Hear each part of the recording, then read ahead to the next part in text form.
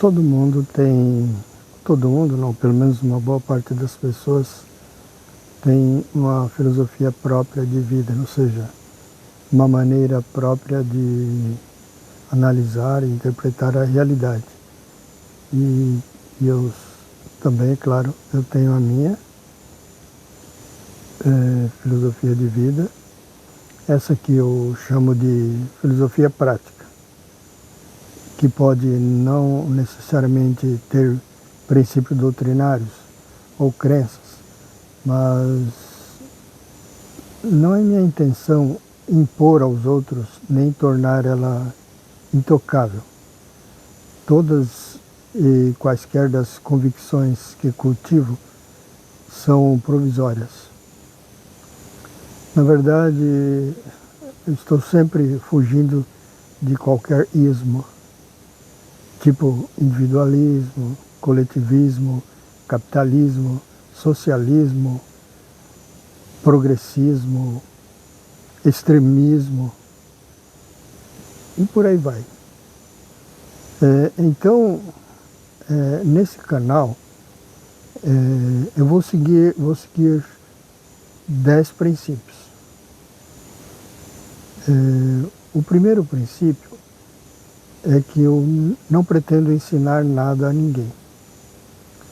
Apenas contar os casos de minha evolução psicológica, né, e cultural, intelectual, espiritual.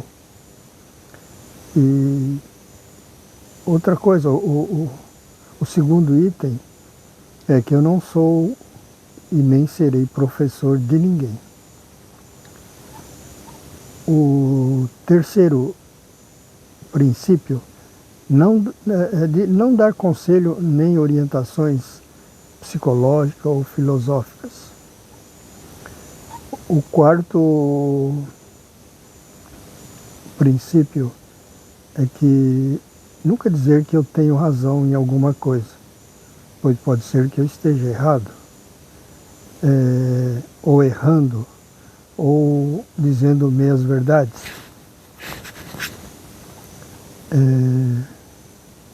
O quinto princípio, não usar palavras como vou ensinar, faça, né, aconselhando outras pessoas, faça isso ou aquilo, vou ajudar você, vou mostrar como fazer ou como pensar. O sexto, não passar, não doar, nem vender ilusões ou soluções impossíveis. O sétimo princípio, não pregar ou propor condições impossíveis ou impositivas, aquelas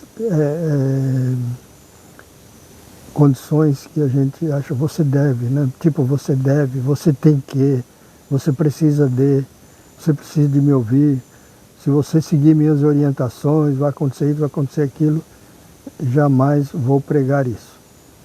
E o oitavo, em vez de querer ensinar,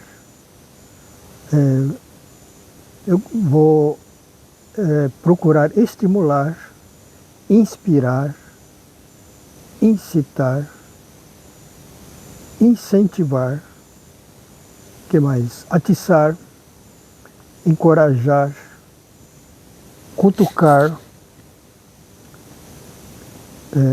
mexer com a sua cabeça. E o nono é que meu objetivo nesse canal é ser o mais informal possível na linguagem e evitar definir as coisas e fenômenos ou as explicações que eu der, sempre contando como é que eu cheguei a isso ou aquilo, né? E evitar aquele palavreado erudito demais. E, deixa eu ver, o décimo, mostrar nesse canal que não só podemos, como necessitamos questionar o poder de cada um, de quaisquer gurus, mestres, autoridades religiosas, intelectuais ou políticos, seja do passado ou do presente, sejam mortos, sejam vivos, preservar a minha independência intelectual. E para concluir, deixo duas mensagens finais, ou dois pensamentos, duas reflexões finais, né? Como eu me considero um buscador da sabedoria de viver, que esse é o meu objetivo que eu tenho desde os 17 anos, inicialmente não era uma busca consciente, mas com o tempo eu fui transformando isso num projeto de vida. E essa busca está, né, lógico, permanentemente em processo, né, não está concluída, longe disso, né? E, aliás, é cheia de idas e vindas, mais idas do que vindas, mas eu me sinto que evoluo. Eu me sinto que eu estava pior antes de ontem, melhorei hoje, e assim vai enquanto viver. Então, eu mantenho um princípio áureo que sintetiza tudo isso, né? Que é: o candidato a sábio é aquele que sabe que a ignorância é sempre maior que a sabedoria, não importa o quanto já sabe. Então, por mais que eu adquira conhecimentos, a ignorância sempre vai ser maior. Tem uma historinha muito curiosa que eu ouvi de alguém, não me lembro mais de quem, que diz que o conhecimento é como um lago. Quanto maior o lago, maior são as suas margens. Então, o conhecimento é como um lago. Quanto maior o conhecimento, maior são suas margens, ou seja, o desconhecido, o que ignora, o que não conhece. E também, para meditar, eu deixo o último pensamento, né? O maior erro que vejo naquele que deseja ensinar os outros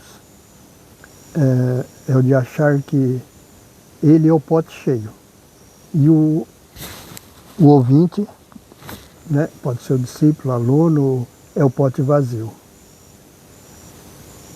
Este que pensa assim é aquele que acredita que tem o conhecimento e o aluno não tem. E que sua gloriosa missão é encher esse pote vazio. Por hoje é só. Obrigado pela atenção.